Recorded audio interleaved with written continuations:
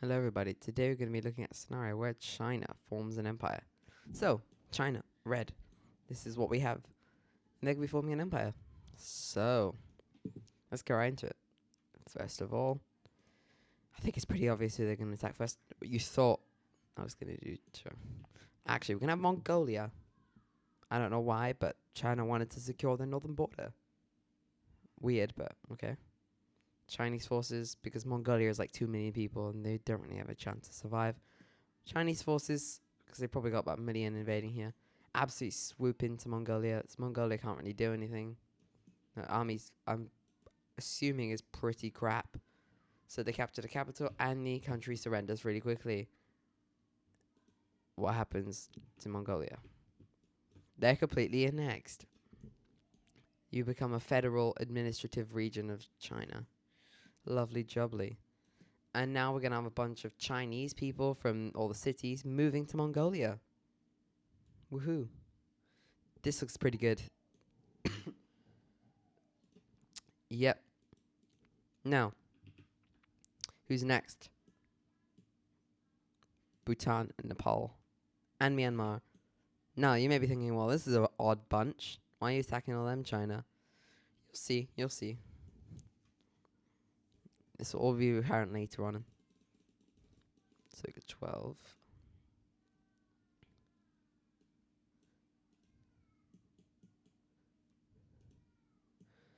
I can't believe I did this on the wrong layer. Anyway, Chinese forces rapidly advanced to Bhutan, and they're all gone. Same with Nepal. However, Nepal puts up a bit more resistance as they are facing more Indian supplies.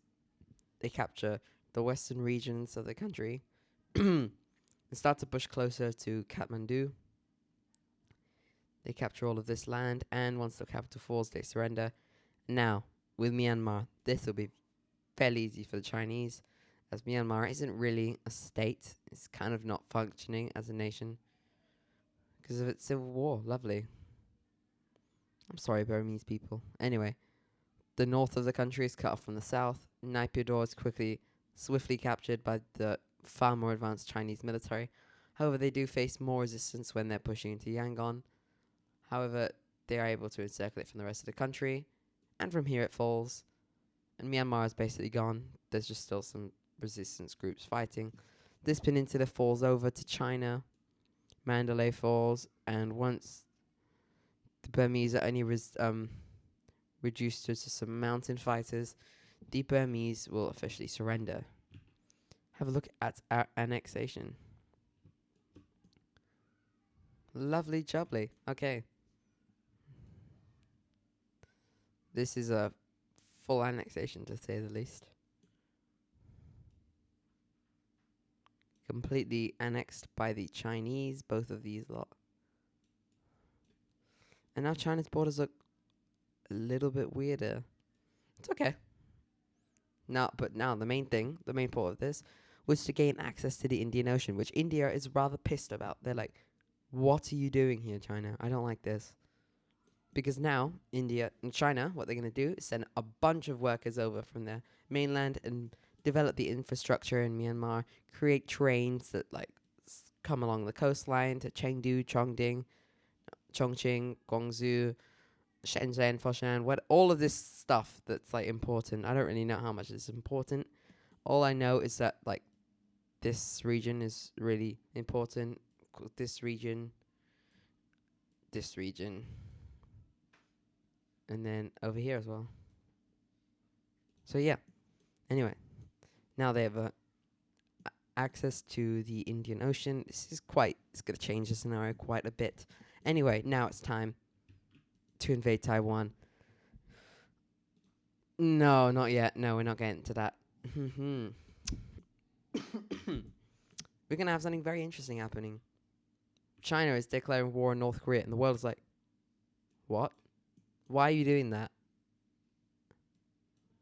China's like, well, I kind of want to get rid of you because you're making it hard for me to do anything over here with your nukes and threatening everyone. So, as soon as Chinese forces enter into North Korea, you'll see something very interesting is going to happen. Well, because once they get down to Pyongyang, Russia has a treaty with them. So, boom, mega war. Now, this is quite interesting because, well, why would Russia want to fight China? Russia and China don't have anything official. They're just trading together. And you could kind of see how China's just using Russia. But yeah, this is very interesting. Now Russia is fighting against China.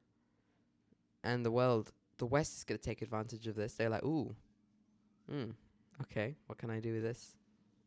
Once we fill in these Russian islands, I will get to the scenario.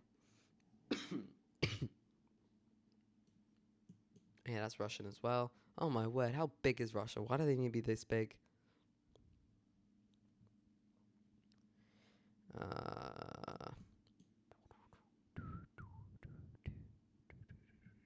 Lovely.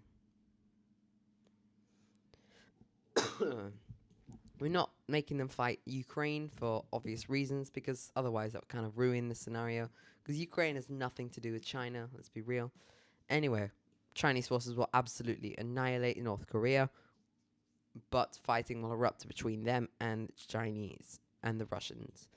Chinese forces have already been in this area, and I cannot wait to take this opportunity as they take over this valuable area of the Russian coastline.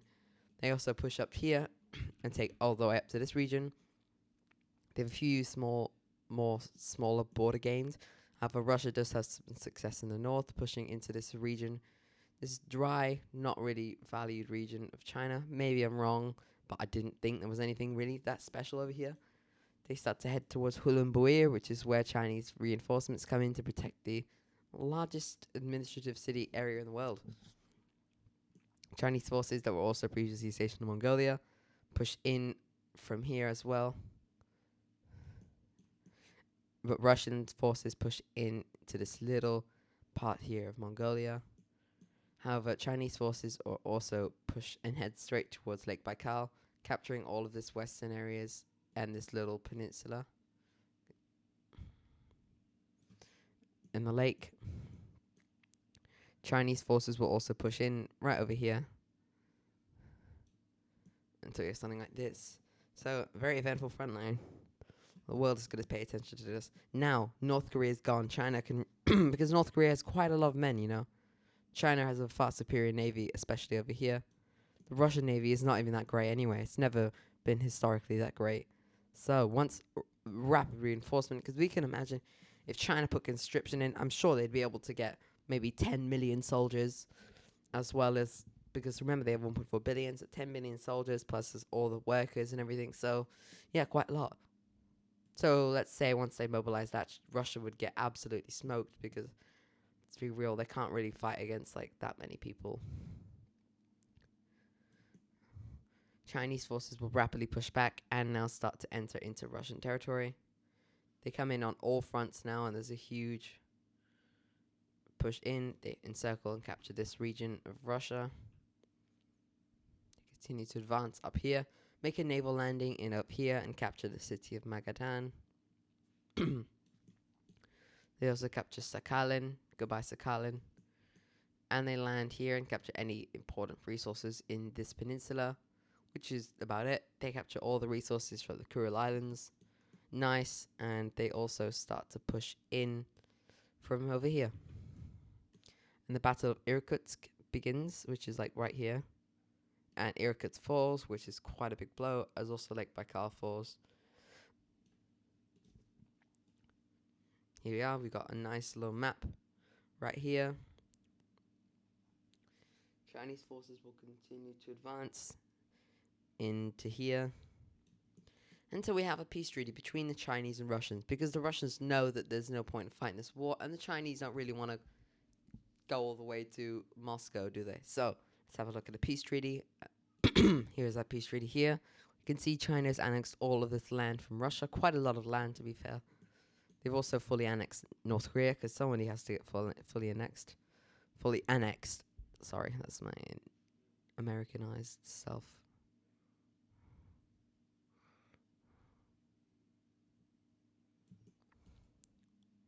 Here we are. So we have all of China annexing all of this land, pushing So now their northern border is completely different. But now they have access to Lake Baikal, so happy days. The world is very... This new Chinese empire is becoming a bit more of a threat than they liked. But now China's going to get an official ally, Pakistan.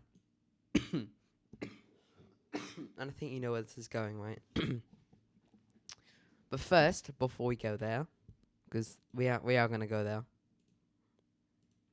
China's going to go on a quick detour with Pakistan. Whoa. Pakistani forces are going to enter into Afghanistan. And it's not good for Afghanistan. I know they might be able to fight back more, but let's say with the Chinese military and all of Pakistan fighting here, this is not going to go very well for Afghanistan. Especially since there might even be a revolution in Afghanistan to get rid of the Taliban. Not necessarily, though. We'll see. Tajikistan and Kyrgyzstan will immediately be wiped off the existence of... And we will have a peace treaty here.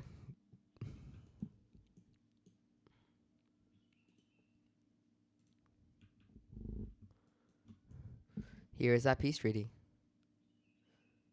China will also buy all the exclaves from Uzbekistan because they want to do that. They'll give them quite a lot of money for it as well. So Uzbekistan's happy. China's going to annex Kyrgyzstan and Tajikistan. Tajikistan and Pakistan's going to annex Afghanistan. Nice. So now, let's get rid of the capital cities. Boom. No. Erase. Erase. Erase.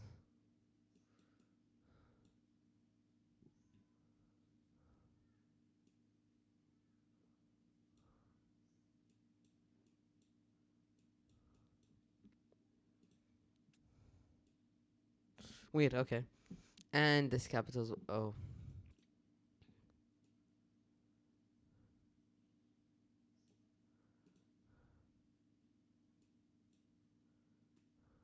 Yep, okay.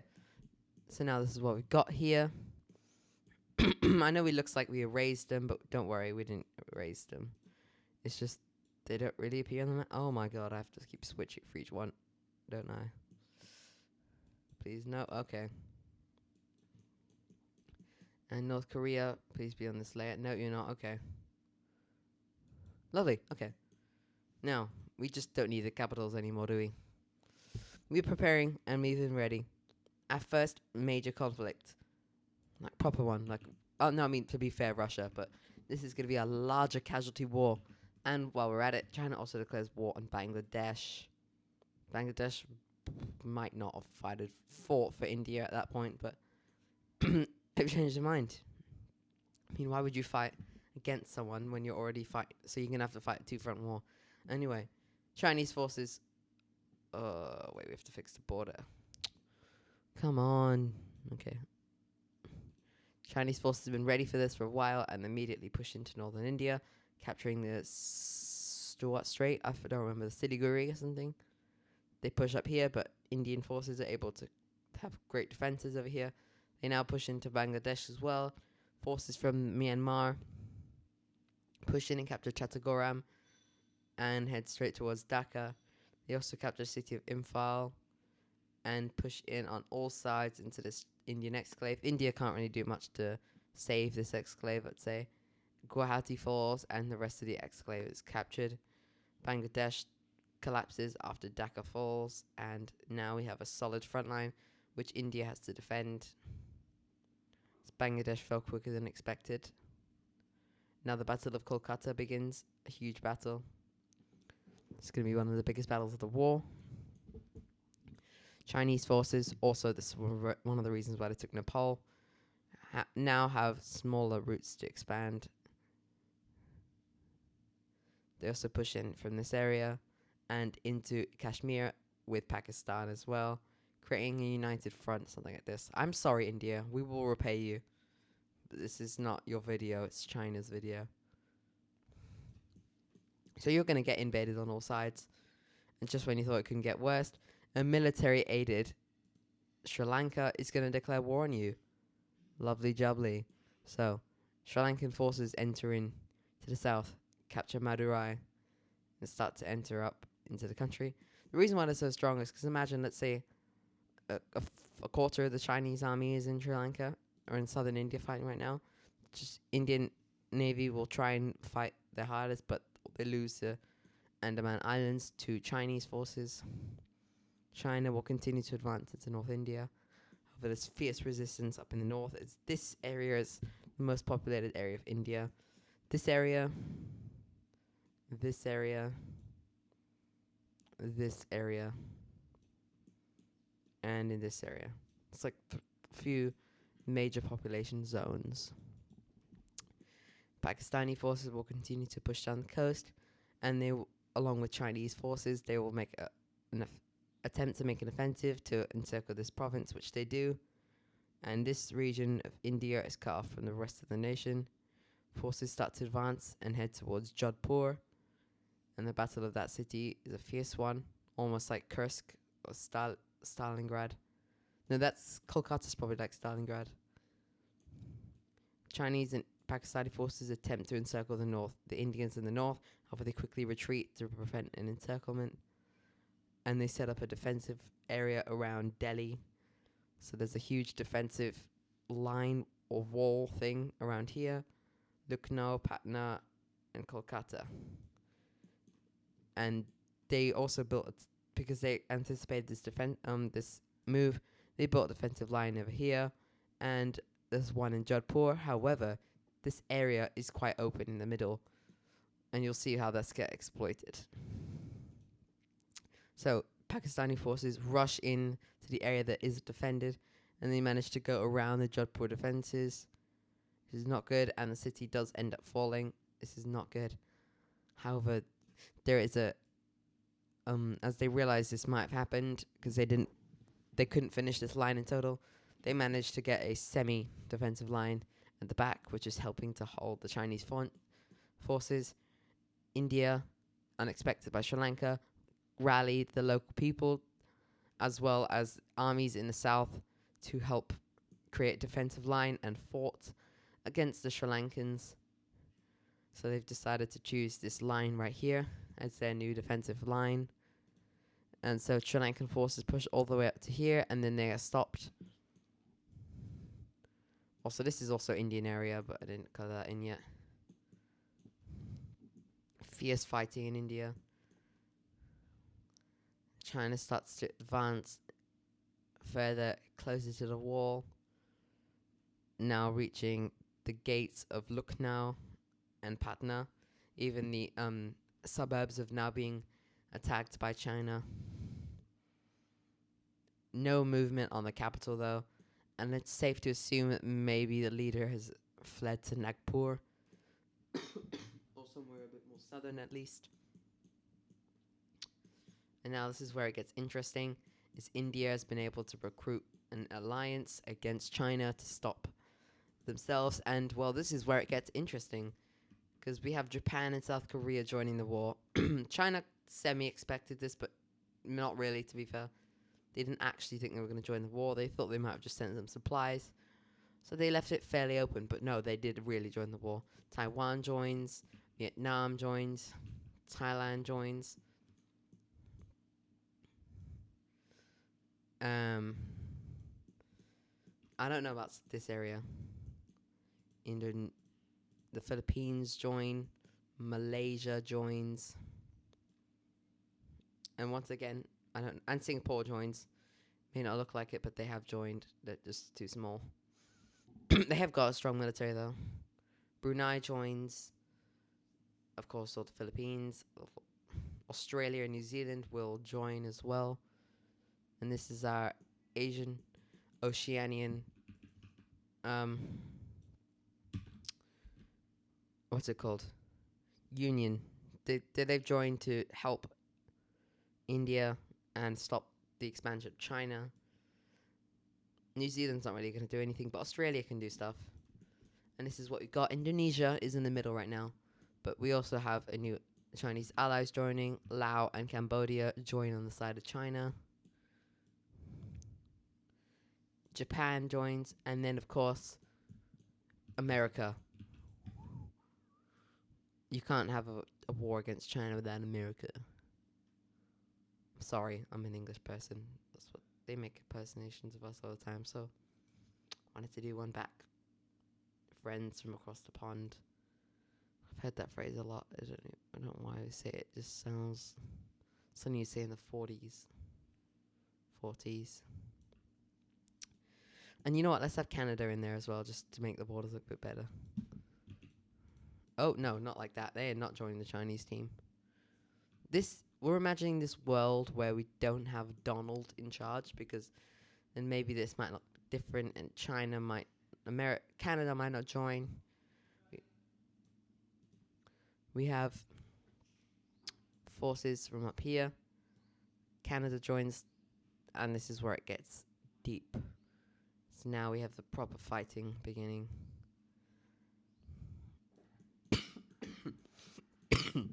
Sorry, I'm a little bit sick, if you couldn't already tell. However, the first thing that's going to happen in this war is Vietnam and Thailand are going to absolutely annihilate Cambodia and Laos. Until we have a border like this, Thai forces will capture this peninsula.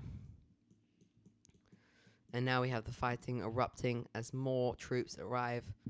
The Australian Navy, as well as American Navy and Canadian Navy, I don't know what the Canadian Navy's like, make a naval landing and successfully capture it and switch Sri Lanka. This frees up a lot of Indian troops, which are able to push back onto the front, recapture Jodhpur, and push back a little bit over here, even re-entering into Bangladesh and recapturing Dhaka. However, not more. The main front, which was surprised, is Korea, where Korean forces will re-liberate the Koreans over here. Japanese forces will capture Sakhalin and make a naval landing up here. And with American forces, they create a sweeping front into northern China, which is successfully stopped. They also make a naval landing to capture Hainan. And now, as more and more American forces arriving, they make the decision to make a naval landing, a very risky one at best. But once all of China's navy has been captured, they make a naval landing over here in this area of China. One over here, which captures Nanjing and Shanghai. And they start to spread the ideas of democracy back to the Chinese, which gets a lot of support, as now China is preparing a revolution starting to brew as anti-Chinese forces start to spread up across the country in areas. We have Uyghur rebels over here, connect up with the democratic rebels, and we have a huge civil war erupting in China.